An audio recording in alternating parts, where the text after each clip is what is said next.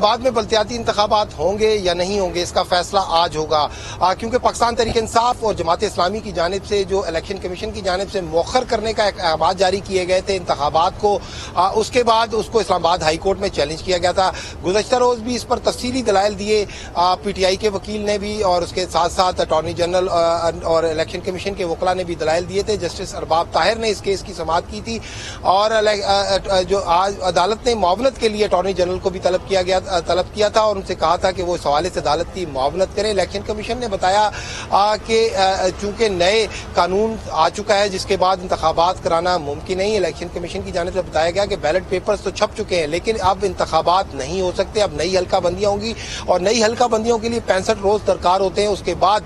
جو ہے نئے شیڈول کا اعلان ہوگا، جس پر عدالت کا یہ کہنا تھا کہ اس طرح کی ابہامی باتیں نہ کی جائیں بلکہ حتمی طور پر بتایا جائے۔ عدالت کا یہ کہنا تھا کہ کسی کو بھی عوام کا پیسہ ضائع کرنے نہیں دیا جائے گا۔ اب تک کے اخراجات کے حوالے سے بھی عدالت کو آگاہ کیا جائے، اور عدالت کا یہ بھی کہنا تھا کہ کیوں نہ جو اب تک کے اخراجات ہیں وہ کابینہ سے کاٹے جائیں، یا اس کے حوالے سے بتایا جائے کہ اس کا نقصان کا ذمہ دار کون ہوگا۔ الیکشن کمیشن کو بارہا کہا گیا کہ آپ اس حوالے سے حتمی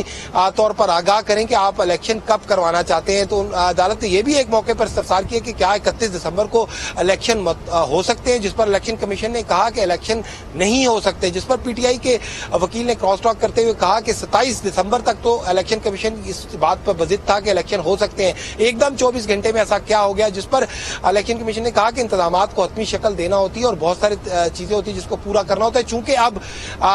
جو اشتر صاحب انہوں نے بتایا اٹارنی جنرل نے کہ چونکہ اب نیا قانون آ چکا ہے، پارلیمنٹ دونوں ایوانوں نے نئی حلقہ بندیوں کی اپروول دے دی، اب 125 جو ہے وہ نشستیں کر دی گئی ہیں، تو لہذا اب نئے قانون کے مطابق الیکشن ہوں گے، کیونکہ اب رسمی طور پر صرف اور صرف قانون کو سائن کرنے کے لیے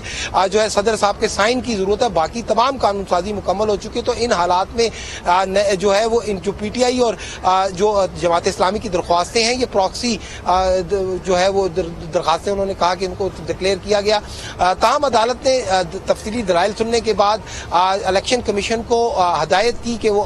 گزشتہ روز کے وہ فوری طور پر حکومت سے ساتھ بیٹھیں اور حکومت سے اس حوالے سے واضح موقف لیں کہ کب الیکشن کروائے جائیں، اور اس حوالے سے آج 10 بجے تک جواب جمع کرانا تھا، جو بتایا گیا ہے کہ 10 بجے باقاعدہ الیکشن کمیشن کی جانب سے ایک جواب جمع کرا دیا گیا ہے، جس میں نہ صرف آئندہ انتخابات کے شیڈول کے بارے میں بھی بتایا گیا اور اب تک کے اخراجات کی تفصیلات اور جو اب تک رکاوٹیں اس حوالے سے بھی تفصیلی جواب جو ہے وہ عدالت میں جمع کرا دیا گیا۔ اب 2 بجے کیس کی سماعت کا 2 بجے سماعت کے حوالے سے آپ آگاہ کر رہے ہیں۔ بہت شکریہ آصف، آپ نے اس ریٹ کیا۔